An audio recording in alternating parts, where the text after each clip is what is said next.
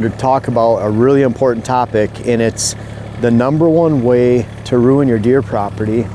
And I talk about this a lot because it really is an extremely important aspect of everything you do on your land. And it is, and I'll keep talking about it. I know people get sick about it, but it's overhunting your food plots and the way you hunt your food plots. Food plots are incredible. We're gonna walk over to one right now. I'm talking a little bit lower right now. I don't know if you can hear the Kubota in the background, but we're letting that Kubota run because I want the deer to think that we're just passing through out here. We're not gonna actually go into the food plot. You can see right here, this is one of the ways that we're gonna hunt this food plot over here. We approach on the downhill side. You can see the power lines behind me, and that's all going to be switchgrass. It's a switchgrass strip that goes all the way back to the end of this field. You see all the way a little white trailer back there. That switchgrass strip, we will actually have a tunnel that goes through the switchgrass strip, comes into the back side of this blind, comes up, and from all this goldenrod and briars and brush in this location, you can't see the food plot until you actually get up on the platform and look out that way and see the food plot. We're gonna hunt this as an evening stand. We can hunt this with south winds, any south winds. We can also shoot the power line crossing on the bench right here. It's gonna be an outstanding spot to hunt, but bottom line is we're gonna let the deer go into that food plot every single afternoon and not spook them out. And we're not gonna go in there in the morning and spook them out or walk through there. We could sneak into this location again in the morning if you wanted to, but we're really focusing on this for an evening hunt and allowing those deer to come out during muzzleloader or gun season and not spook that food plot. Now we're also going to hunt this food plot by going to a stand in the middle of it.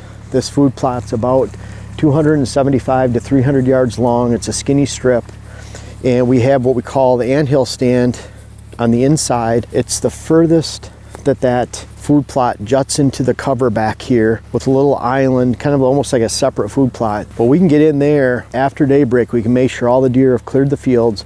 We can go right into that stand location, and we can actually blow our scent into the woods off the drop off with the thermals in the morning. We won't spook the deer, or we can have the winds coming from the woods blowing right out into these already picked ag fields. I already chopped the corn actually, and that's another way we can hunt this plot. All that being said, there's two ways we're going to hunt it: with a gun from right there, and then we'll hunt it with a bow about 200 yards down, and we'll blow our scent out here or there, but it'll be a safe way to get in and out. It's a post daybreak stand entrance that I talk about, where we can get in after the deer cleared the fields. We're not spooking them on the way in or out.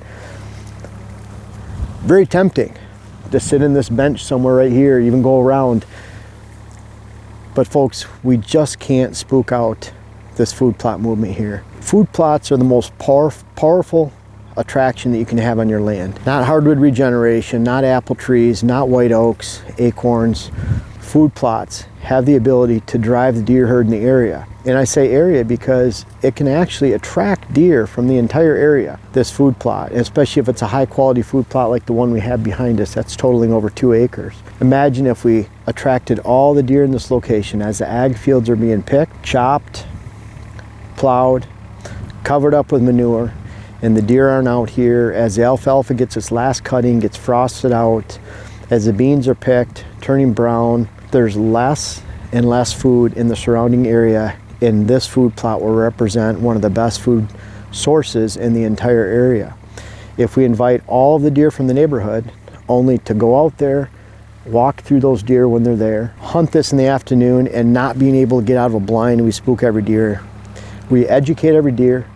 Those deer, there's a ripple effect around this food plot within 300 yards of that cover, where does and fawns might get used to you in your intrusions, young bucks, but those mature bucks certainly will not. And that's why it is so critical that you can't build such a high quality attraction and then just simply spook the deer. So we're really careful. We want to maintain this food plot.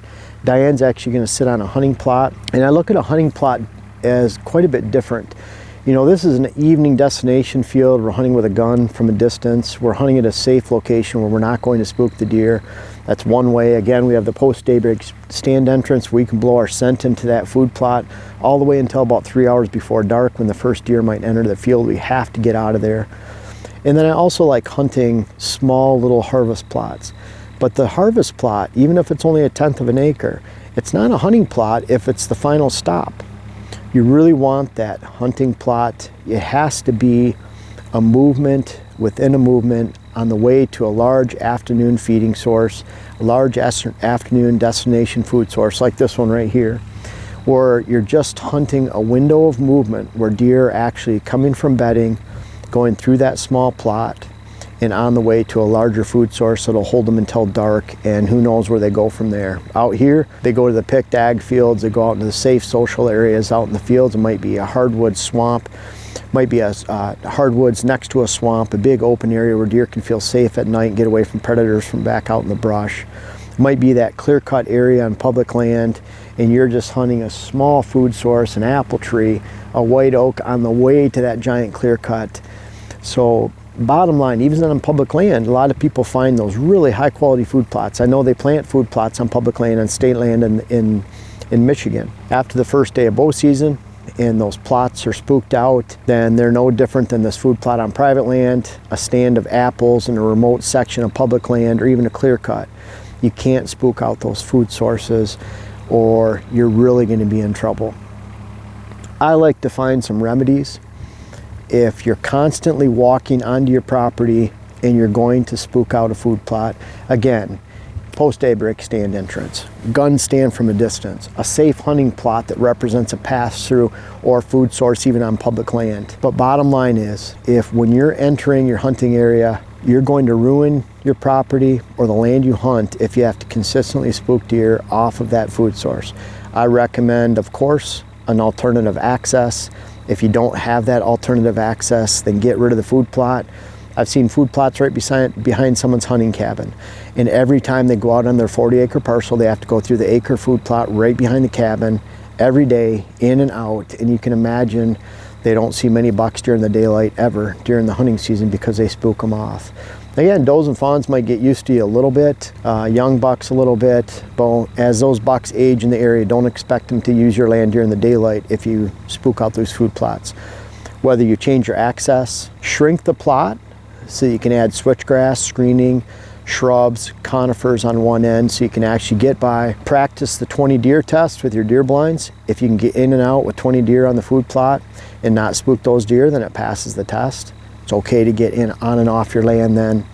But really think about, even to the extremity of eliminating that food plot, because you're not doing the deer any good. And this is the final point. Just because you're adding more pounds of nutrition or forage for those deer, if you're only inviting them to your land to spook them off, the added nutrition and pounds of forage that you're giving the deer are doing no good for them, because you're creating a tract repel condition that actually lengthens the amount of movement the deer experience during the day. Let's say they have to hit your food plot after dark every day, and they're running there, they're not there during the daylight. You're lengthening the movement from bedding to feeding to high quality food source that they're not going to because you're spooking them, you're applying too much pressure until after dark.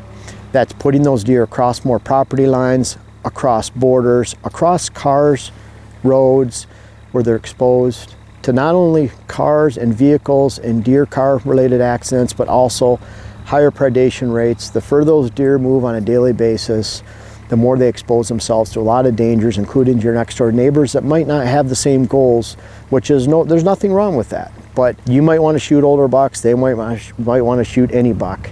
You create that food plot where you're spooking them every time you come on and off the land. You're going to make that neighbor very happy that wants to shoot every deer that moves.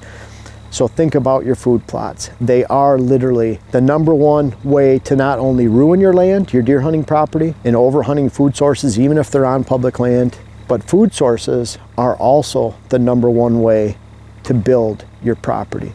They're the #1 way to actually build a quality herd, to hold the attention of the bucks in your area, to advance bucks to the next age class, to promote them to the next age class, to attract them, to hold them, and then finally so that you can actually hunt them too. We have this food plot set up so that we can come out here on a windy day, leave the Kubota running, stay well outside of where the deer are bedding, and we might do a little damage. I don't think we are at this time of the day. I'd say it's 2 o'clock in the afternoon. And we're gonna sneak over here because really, I snuck in here with Diane and we took a picture this morning of it, but I haven't even seen this food plot for a couple weeks. We wanna take a look at it and I feel I can get away with coming to this end right here. This is kind of some open timber right here. I don't think deer are bedding, but when you get around the corner, and especially the next spot, I don't know if you guys can see all the way down there to that corner, all the way back in there. That's where Dylan and I are going to be sitting tonight. It's about 400 to 450 yards away. That's as close as I want to get to that stand location for tonight. But you can see some really nice turnips. I hope you don't mind me lowering my voice a little bit. But you can see some good radishes. You can see some radish right here. This food plot, we didn't disc or till this food plot this year. We just sprayed it the 3 times and then threw the seed on the open soil. We used plot start in this location. In fact, there's a strip in the middle that's lower where you can see I did a test strip of not spraying, and we have some beautiful brassicas right in the middle there. You can see that radish starting to come right there. Have some bigger ones around here too. See the purple top turnip in here? Really nice bulb. So we're getting some great growth on this stuff. So we have these greens. The perfect timing, the deer will start hitting these the end of October into early November. People say that they need a first frost. That's not true. I've seen deer eat brassica plants down to the dirt by July, August, not even let them grow. And then I've seen other ones rotting in the spring. Really depends on the number of deer you have and what other quality forages are available. And in this case, we have a lot of rye grown in within the brassica as we layered that about 6 weeks after growth. And you can see that green tint coming in. And so we have a lot going on in this food plot. Again, it stretches further than we can see. It goes down and across over there. And so bottom line is, we're getting out of here. I hope the deer forgive us for this little bit of intrusion that we did. I just love walking up here and seeing it. Folks, again, the number one way to ruin your property is to overhunt your food plots. You want to experience the October lull? Overhunt your food plots. You want to experience a bad rut? Overhunt your food plots. You can really kick the deer off your land by overhunting your food plots. And I'm sorry I preach this all the time, but it's that important. At the same time, think of the positives of food plot. Number one way to build a herd, number one way to build a hunt, and really find your whitetail dreams this fall. Think about it next year and really developing those food plots on your private land. And think about what food sources you can find on public land, especially those clear cuts, maybe those remote acorn islands within a swamp where there's a lot of oaks and acorns are raining down. And I hope you really not only find a great food source this year, but protect it, manage it, reduce the risks of the local deer herd, and great things will happen this fall on the land that you hunt. Well, if you made it to the end of this video, you're obviously interested in whitetail habitat solutions, what I have to teach, and you will love my new web class series. The first one is how to design your whitetail property. It's out now. The link is in the description. I invite you to check it out. It's on my website. Can't wait to hear about it.